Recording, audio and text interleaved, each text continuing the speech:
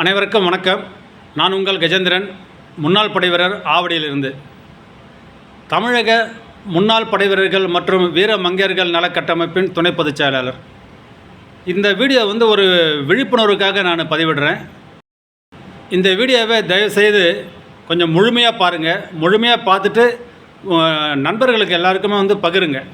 அதாவது ஒரு மாதத்துக்கு முன்பு எங்கள் சங்க நிர்வாகிகள் தலைவர் பி.வி. சரவணன் அவர்களும் அவருடன் ஒரு 4-5 நம்முடைய சங்க நிர்வாகிகள் சேர்ந்து ஒரு டெத்துக்கு போயிருக்காங்க. சேலம் மாநகரில் ஒரு டெத்துக்கு போயிருக்காங்க. போயிட்டு தேசிய கொடியில் போத்திட்டு ஒரு இராணுவ வீர வணக்கத்தை செலுத்திட்டு வந்திருக்காங்க. வந்துட்டு ஒரு 10 டேஸுக்கு அப்புறம் திரும்ப அவங்க வீட்டுக்கு போயிட்டு அவருடைய இறந்தவருடைய டாக்குமெண்டெல்லாம் சரி பார்க்கணும், எடுங்கன்னு சொல்லியிருக்காங்க. அவங்க அந்த டாக்குமெண்ட்டு அவங்க எங்கே இருக்குன்னே தெரியல. அவங்களுக்கு அந்த வீட்டில் இருக்கிறவங்களுக்கு அவர் எங்கே வச்சுருக்காருன்னே தெரியல. அவங்க தேட ஆரம்பிச்சிட்டாங்க. கிட்டத்தட்ட ஒரு 2 மணி நேரம் தேடி இருக்காங்க. தேடி கடைசியில் ஒரு இடத்துல இருந்திருக்கு, அதை எடுத்திருக்காங்க. எடுத்து பார்த்தா அதில் பார்த்திங்கன்னா பிள்ளைங்களுடைய பெயரும் ஸ்பெல்லிங் மிஸ்டேக் இருக்குது. அவருடைய மனைவியுடைய பேரை எழுத்துப்பிழை இருக்குது அந்த இதுலேயும். அப்போ இவ்வளவு மிஸ்டேக் இருக்குது, இதை எப்படிம்மா யாரை நீங்கள் கவனிக்கலையான்னு சொல்லும்போது அவங்க இன்னும் சொல்லப்போனால் அவங்களுக்கு அவருடைய அப்பா எந்த படைப்பிரிவில் பணி செஞ்சாருன்னே தெரியல.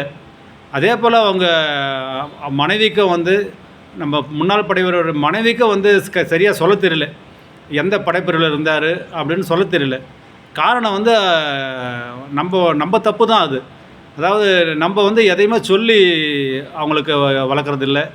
ஒரு கிணற்று தவளையாகவே நம்ம அவங்கள வளர்த்துடுறோம். அதாவது எல்லாத்தையும் சொல்லணும். நம்ம எந்த படைப்பிரிவில் நம்ம பணியாற்றணும். அதாவது எல்லாருக்குமே ஃபேமிலி வைக்கிற அந்த சான்ஸ் கிடைக்கிறதில்ல. ஃபேமிலி யூனிட்டில் வைக்கிற சான்ஸ் ஒரு சிலருக்கு தான் கிடைக்கிது. ஒரு சிலர் சர்வீஸ் ஃபுல்லாக அவங்களுக்கு சான்ஸே கிடைக்கிறதில்ல. அவங்க வீட்டில் தான் வச்சுட்ருக்காங்க. அவங்களுக்கெல்லாம் ஒரு வெளி அனுபவமே தெரிறதில்லை. பிள்ளைங்களும் அதே போல் தான், மனைவிமார்கள் அதே போல் தான். முக்கியமாக நம்ம முன்னாள் படைவீரர்கள் செய்கிற தப்பு என்னான்னு கேட்டிங்கன்னா, எல்லாரையும் நான் சொல்ல மாட்டேன், ஒரு சிலர், அதாவது நம்ம இராணுவத்தில் பணி செஞ்சுட்டு வந்த அந்த படைப்பிரிவை பற்றி, நம்ம டாக்குமெண்ட்ஸை பற்றி எதுவுமே நம்ம பிள்ளைங்கிட்டே நம்ம மனைவிக்கிட்டே ஷேர் பண்ணுறதில்ல. நம்ம அதை எங்கே வைக்கிறோன்றதை நம்ம அவங்களுக்கு சொல்கிறதில்ல. ஃபஸ்ட் ஆஃப் ஆல் அங்கே நம்ம ரிட்டையர்மெண்ட் ஆகிட்டு வந்ததுக்கப்புறம் அந்த டிஸ்சார்ஜ் புக்கை ஜஸ்ட்டு ஒரு லுக்கு பார்க்குறது கூட கிடையாது. நம்ம அதில் ஸ்பெல்லிங் மிஸ்டேக் இருக்கா இல்லையா, அப்படி இருந்தால் அது என்ன செய்யணும், அதை தெரிஞ்சவங்ககிட்ட விசாரிக்கணும். அந்த ஒரு விழிப்புணர்வு கூட இல்லாமல் ரிட்டையர்மெண்ட் ஆகிட்டு வராங்க. வந்த உடனே ஒரு சில மாதத்துக்குள்ளே செக்யூரிட்டி ஜாபுக்கோ இல்லை வேறு ஏதாவது ஜாபுக்கு போயிடுறாங்க. அதோட அந்த டாக்குமெண்ட்டை மறந்துட்டு அவங்க அது இடையில கூட எடுத்து பார்க்குறதில்ல. அவங்களுக்கெல்லாம் முக்கியமாக என்னன்னு கேட்டிங்கன்னா, அந்த liquor card and grocery card, அது மட்டும் தான், அண்டு இசிஹெச்எஸ் கார்டு, அதை மட்டும் தான் லைவில் வச்சுருப்பாங்க. என்கிட்ட அது அடிக்கடிக்க தேவைப்படுது இல்லையா, அதனால். மற்றபடி நம்ம டிஸ்சார்ஜ் புக்கையோ சரி, பிபிஓ சரி, அதில் என்ன ஸ்பெல்லிங் மிஸ்டேக் இருக்குது அதெல்லாம் யாருமே செக் பண்ணுறதே இல்லை. யாரும் இது எல்லாருக்கும் அப்ளிகபிள் இல்லை. ஒரு சிலர் அந்த மாதிரி தப்பு செய்கிறாங்க. அந்த ஒரு சிலரை பற்றி தான் நான் சொல்கிறேன். நான் அந்த மாதிரி தயவுசெய்து இருக்காதீங்க யாருமே. அது காரணம் என்னன்னு கேட்டிங்கன்னா, இப்போ சேலத்தில் நான் சொன்னேன் இல்லைங்களா, திடீர்னு ஒரு துர்மரணம் ஏற்பட்டுச்சு நம்ம முன்னாள் படைவீரருக்கு. அவர் எதிர்பார்க்க வேறு நல்ல ஆரோக்கியமாக தான் இருந்திருக்காரு. அவர் மட்டும் இல்லை, யாருமே நண்பர்களாகட்டும், அவர் குடும்பத்தாராக ஆகட்டும், யாருமே எதிர்பார்க்கல அவருக்கு இந்த மாதிரி ஒரு துர்மரணம் ஏற்படுன்னு எதிர்பார்க்கல. சடன்லி இறந்துட்டார். அதுக்கப்புறம் நம்ம நிர்வாகிகள்லாம் போய்ட்டு அவருடைய டாக்குமெண்ட்டை பார்க்கும்போது அப்போ தான் தெரியுது அதில் எவ்வளோ மிஸ்டேக் இருக்குதுன்னு. ஃபஸ்ட் ஆஃப் ஆல் அந்த டாக்குமெண்ட் எங்கே இருக்குன்னே தெரியாமல் தேடி இருக்காங்க. தேடி கண்டுபிடிச்சி கொடுத்ததுக்கப்புறம் அதில் பார்த்தா நிறைய மிஸ்டேக் இருக்குது. அந்த மாதிரி மிஸ்டேக் இருந்தால் ஃபேமிலி பென்ஷன் எப்படி கிடைக்கும்?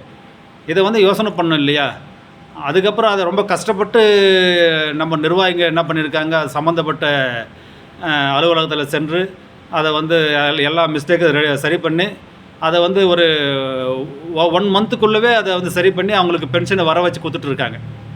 இது எதுக்காக சொல்ல வரேன்னு சொன்னால், இது போல் நிறைய கேசஸ் இருக்குன்னு நினைக்கிறேன் நான். அதனால் உங்கள் எல்லாருக்கிட்ட ஒரே ஒரு வேண்டுகோள் என்னான்னு கேட்டிங்கன்னா, உங்களுக்கு தெரியலனா கூட பரவாயில்ல, வீட்டில் படித்த பிள்ளைங்க இருக்கு இல்லையா? ஏன்னா நம்ம முன்னாள் படைவர்கள் எல்லாருமே வந்து அவங்க படிக்கலைனா கூட பரவாயில்ல, அவங்க பிள்ளைங்கள நல்ல முறையில் படிக்க வச்சுருக்காங்க. மேக்ஸிமம் எல்லாருமே அப்படி தான் பண்ணியிருக்கோம் நம்ம. அதனால் வீட்டில் வந்து well educated daughters and sons எல்லாமே இருக்காங்க. அவங்களுடைய கடமை என்னன்னு கேட்டிங்கன்னா, அவங்க அப்பாவுடைய அந்த டாக்குமெண்ட்ஸை வாங்கி பார்க்கணும். கண்டிப்பாக வாங்கி பார்க்கணும்.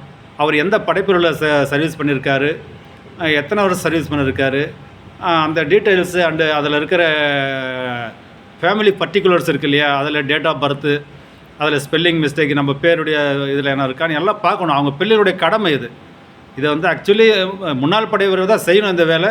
அவங்க செய்ய தவறுனா, வீட்டில் படித்த பிள்ளைங்க இருக்கீங்க, நீங்களாவது வந்து அப்பாவுடைய டாக்குமெண்ட் வாங்கி அதை செக் பண்ணுங்கள். செக் பண்ணி ஆரம்பத்திலே வந்து அதை சரி பண்ண பாருங்கள். என்கிட்ட மரணம்ன்றது வந்து யாருக்கோ வந்து ஒரு நிச்சயமில்லாத ஒன்று, எப்போ ஒன்றா வரலாம். அதனால் எனக்கு ஒன்றே ஆகிடாது அப்படின்ற ஒரு அசால்ட்டு ஒரு தைரியத்தில் யாருமே இருக்க வேணாம். தயவுசெய்து சொல்கிறேன், இது நிறைய இடத்துல நடந்திருக்கு. அதனால் இந்த வீடியோ பார்க்குறவங்க அத்தனை பேருமே வீட்டில் கண்டிப்பாக வந்து தன்னுடைய படை சம்மந்தப்பட்ட அந்த டாக்குமெண்ட்ஸ் எல்லாம் தெரிகிற மாதிரி ஒரு பேப்பரில் ஒரு கவரில் எடுத்து எல்லாருக்கும் தெரிகிற மாதிரி ஒரு இடத்துல வைங்க. தேடுற மாதிரி வைக்காதீங்க. அது இல்லாமல் வீட்டில் இருக்கிற பிள்ளைங்க தயவுசெய்து உங்கள் அப்பாவுடைய டாக்குமெண்ட்டை செக் பண்ணுங்கள். செக் பண்ணிவிட்டு கண்டிப்பாக வந்து இதில் தவறு இருந்தால் உங்களுக்கு தெரிஞ்சால் நீங்கள் வந்து அதை சரி செய்யலாம். அப்படி இல்லைன்னு சொன்னால் உங்கள் மாவட்டத்தில் இருக்கிற முன்னாள் படை வீரர்கள் சங்கம் இருக்குது இல்லையா? அந்த சங்கத்துடைய உதவியை நாடலாம் நீங்கள். அது இல்லாமல் மாவட்ட முன்னாள் படை வீரர்கள் நல அலுவலகம் இருக்குது இல்லையா? அங்கேயே நீங்கள் போய் கேட்கலாம். அங்கே வந்து ஒழுங்கான ரெஸ்பான்ஸ் தரலைன்னா நீங்கள் கண்டிப்பாக வந்து எங்கள் நாலேஜை கொண்டு வாங்க. எங்களை மாதிரி இருக்கிற உங்கள் மாவட்டத்தில் இருக்கிற சங்க நிர்வாகிங்கிட்ட பேசுங்க. அவங்ககிட்ட லிங்கில் இருங்க. அவங்ககிட்ட அந்த சங்கத்தில் நீங்கள் முதல்ல உறுப்பினராக சேருங்க. உறுப்பினராக சேர்ந்தால் மட்டும்தான் உங்களுடைய ஒரு லைஃபுக்கு ஒரு பாதுகாப்பு. அதாவது யாருக்குமே எந்த நேரத்தில் எந்த உதவி தேவைப்படுன்னு சொல்ல முடியாது. அதனால் எதையுமே நீங்கள் வந்து இது தேவையில்லை அப்படின்னு நினைக்காதீங்க. நீங்கள் ஆர்மிலேருந்து ரிட்டையர் ஆகிட்டு வந்த உடனே நல்ல ஒரு வேலைக்கு போகிறீங்க, சம்பாதிக்கிறீங்க, அதெல்லாம் ஓகே. ஆனால் அதை விட முக்கியம் இதுதான் முக்கியம். உங்களுடைய டாக்குமெண்ட்டு உங்கள் வீட்டில் எல்லாருக்கும் தெரிகிற மாதிரி வைக்கணும். அது மட்டும் இல்லாமல் அதில் என்னென்ன பிழைங்க இருக்குதுன்னு அதை சரி பண்ணணும். இதுதான் இந்த வீடியோ போகிறதுக்கான முக்கிய காரணம் இதுதான். நன்றி, வணக்கம். வாழ்க வளமுடன், நலமுடன், நீடூழி. வந்தே மாதரம். ஜெய் ஹிந்த். இந்த காணொலியை பார்க்குற அனைத்து நண்பர்களும் இதை அதிகமாக பகிருங்க. காரணம், இது இன்னும் நிறைய ஒரு விழிப்புணர்வு இல்லாமல் தான் நம்ம படை வீரர்கள் இருக்காங்க. அதனால் இந்த வீடியோவை எல்லாருக்கும் ஷேர் பண்ணுங்கள். யாருக்காச்சும் இது வந்து ஒரு பயனுள்ளதாக இருக்கும். அவங்க பிள்ளைங்களுக்கும் ஒரு விழிப்புணர்வு ஏற்படும். நன்றி, வணக்கம்.